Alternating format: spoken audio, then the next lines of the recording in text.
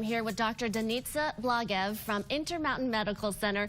One question a lot of people might have is, you know, if those high-efficiency air filters actually help on these bad days that Dan was talking about in these inversion days.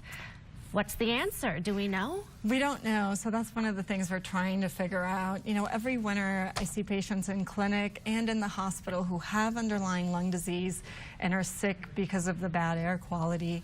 And other than telling people to stay indoors and avoid exercising outdoors, we were trying to figure out, is there anything else we can offer them? And one of the things we were thinking about is these high-efficiency air filters and trying to figure out whether putting a high-efficiency air filter during these inversion periods can really help people reduce their symptoms, or is that kind of a waste of money? And I feel like this is such an exciting study. You guys are launching in a couple of weeks. Intermountain Medical Center is doing a study on these high filters. Talk about these devices and what you hope to get out of it.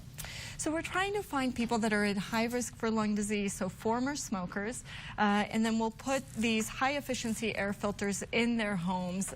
Typically, the highest efficiency air filters cannot really go on your furnace, and part of that is because the resistance is too high, and that might damage your furnace. So we're going to put them in people's bedrooms, which is where people spend the most time when they're at home, and really trying to target and see, actually measure the particulates in the home and see whether we reduce the particulates and ask people how they feel. We'll also do breathing tests, so lung function tests, and see whether we can make a difference there as well. And so again, to picture it, you're not only testing the filters that you pull out of your furnace, but the actual device, these high efficiency devices, which can cost hundreds and hundreds of dollars, right? Right, so there's different price ranges based on the quality and how big they are and how big of a room they can filter. But yeah, they can go anywhere from $50 or so all the way to hundreds of dollars. And so we're aiming at kind of the highest efficiency air filters that we can get for a single room, and every person is going to be their own control. So we're going to have people where the air filters are on and they're off, and we're going to see whether we can tell a difference in how people feel during these periods of inversions. So that's really fascinating. How many people are you going to include in this study? And you said this is going to be for 2 years, right? That's right. So we're trying to recruit 40 subjects for each year. So over 2 years, we're going to do 80 subjects.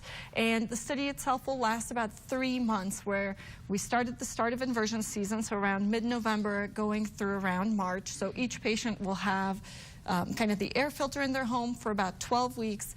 Halfway through the study, it'll be turned on or off, and then we assess the symptoms. So you're doing the entire season. So, I mean, how long usually does the inversion last? Are we talking about days of intensity or?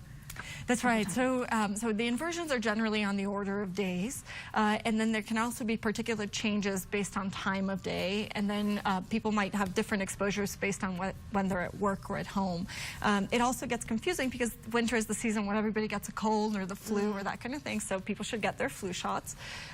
But that's part of the reason we're measuring the actual particulates and asking people about symptoms, and measuring over 6 weeks for each side of the study to try and figure out, is there a change, and is it attributable to the particulates in the air, or is it just random fluctuation? Right, so if there is a family or someone out there who might be a good candidate, where can they go?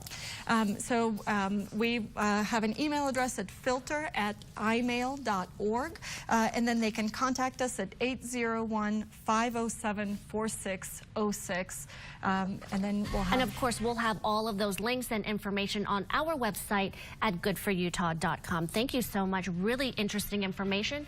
We'll be right back. Thank you.